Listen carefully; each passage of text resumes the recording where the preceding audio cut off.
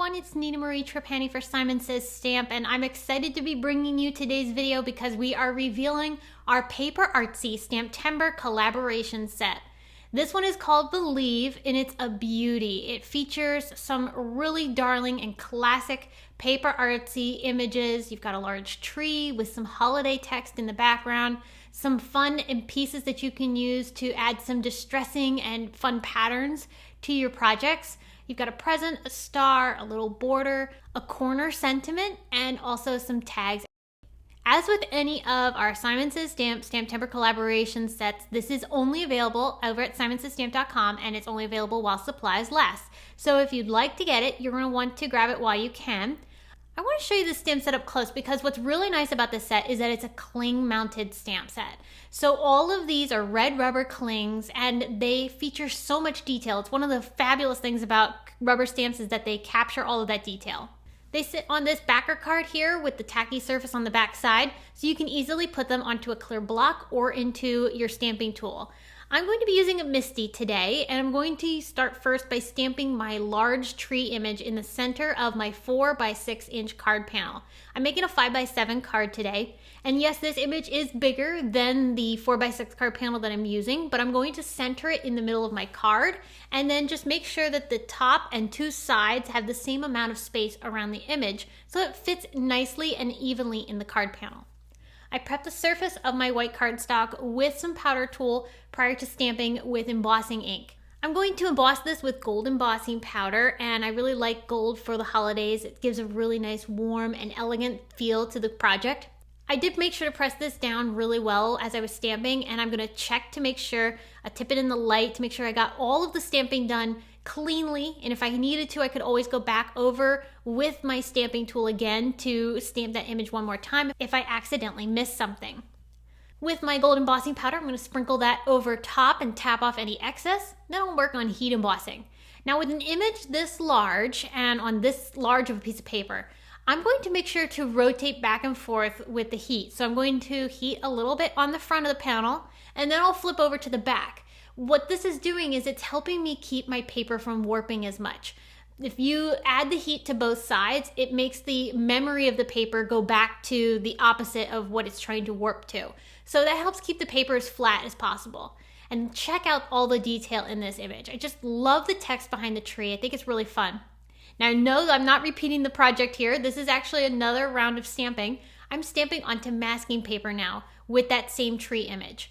So what I'm going to do is I'm going to use the masks to mask off the tree parts, and so that way I can ink blend the background and not get any of that ink on the tree, which will allow me to then color that separately.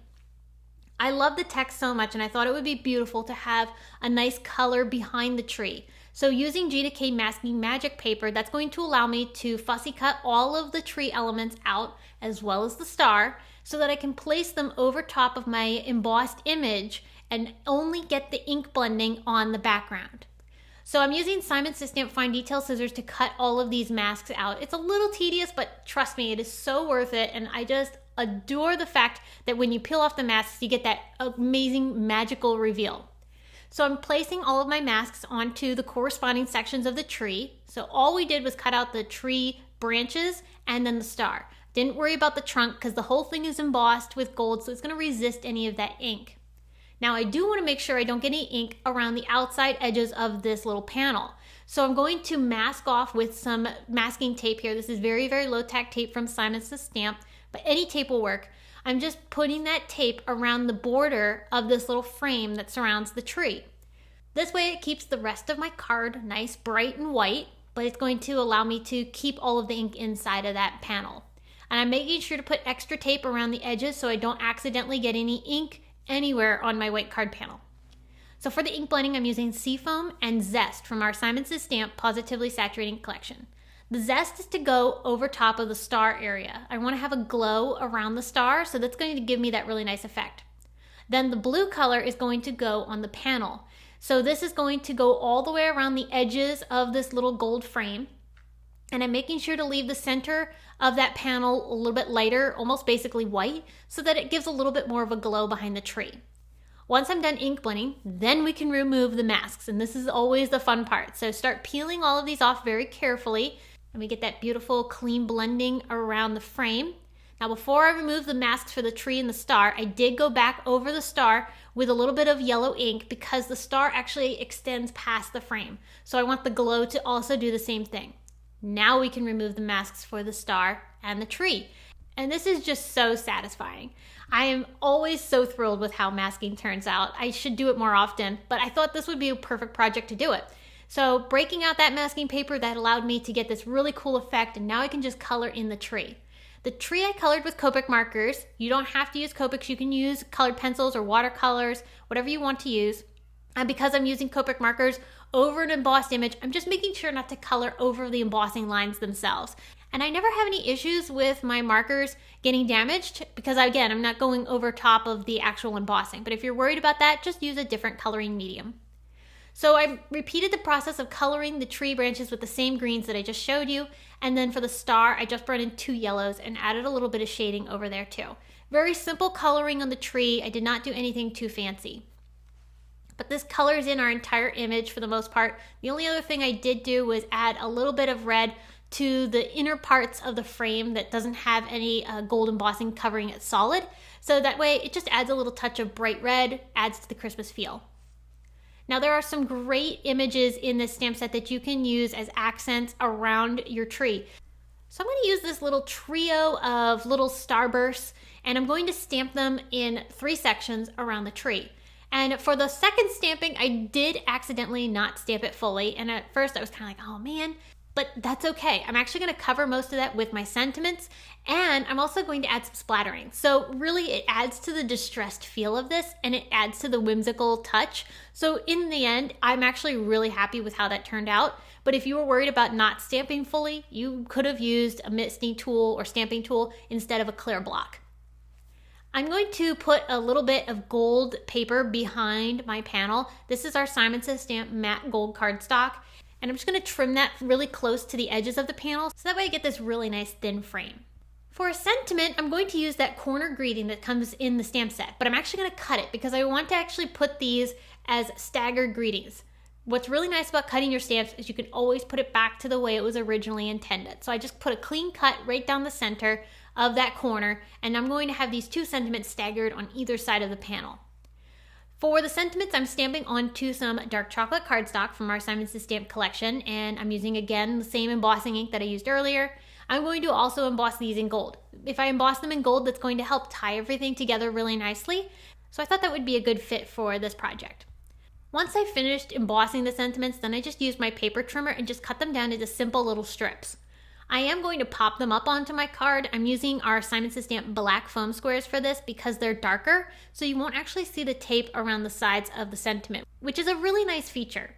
It hides the adhesive really well, and it gives the sentiments a very clean look. So these are staggered on either side of the tree. And then for my card base, I'm going to cover it with some pattern paper. This is just a black plaid that I had in my stash. Any sort of black plaid would look really good with this. I know Tim Holtz's newest collection from idea-ology features some fun plaid papers. That might be a good fit for this. This was just one that I had randomly sitting in my paper bin. But to glue it onto my 5x7 card, I am using some craft glue stick from Simon Says Stamp. I love glue sticks for pattern paper because it gives me a little bit of extra time to wiggle the paper and get the perfect placement for it. So if I have any issues with it not being lined up perfectly, I can kind of shimmy it back into place. Okay, so to pop up my card panel onto my card base, I'm using foam tape, and this is Simon Says Stamp foam tape. Centered that up into the center of my card. It's got that really nice border from the plaid. And now it's time to embellish. So I'm bringing in some glossy accents, and I'm covering the star with the glossy accents. I'm not going to add any glitter to it. I just want the shine on the star. It's going to give it a little bit more dimension too. I'll turn this in the light so you can see that. And then I'm also going to use the glossy accents on the tips of the tree branches. And this is so that way I can sprinkle a little bit of glitter on these. I'm going to use the Distress Clear Rock Candy glitter. And that's because I want to add just a very soft touch of sparkle. This is not going to be super crazy in your face because we're also going to add some embellishments to the tree to be ornaments. So I didn't want this to be too heavy and too loud. So that soft glitter looks really pretty along the tips of the trees. Almost kind of looks like the tree's a little icy. And then with 3 of our Simon Says Stamp Pawsitively, Dazzling Gems in Cherry, Lucky, and Surf, I put those all around the tree to be ornaments. I just love the Dazzling gems because they catch the light so beautifully. There's a lot of extra facets in them, so that really catches the light and adds to the charm of the tree. This tree kind of reminds me of like a cross between a Charlie Brown Christmas tree and a Grinch Christmas tree. It's playful, it's fun, I love the little branches on it. So this is such a charming set, and it worked so well to make this adorable Christmas card. I hope you were inspired by this project. The masking was just magical. How it allowed us to create that soft blended background with the beautiful glow on the star, and then we were able to color in the branches and the star with our markers or whatever medium you prefer. The result is just charming, and I hope you enjoyed watching this video. Don't forget that this is a STAMPtember collaboration exclusive. This is the Believe set from Paper Artsy, and it's only available at Simon Says Stamp while supplies last. The links to it are down in the video description as well as on the blog, so be sure to check all that out. And I can't wait to come back and share more with you all from STAMPtember inspiration. So stay tuned, and I will be seeing you again very soon.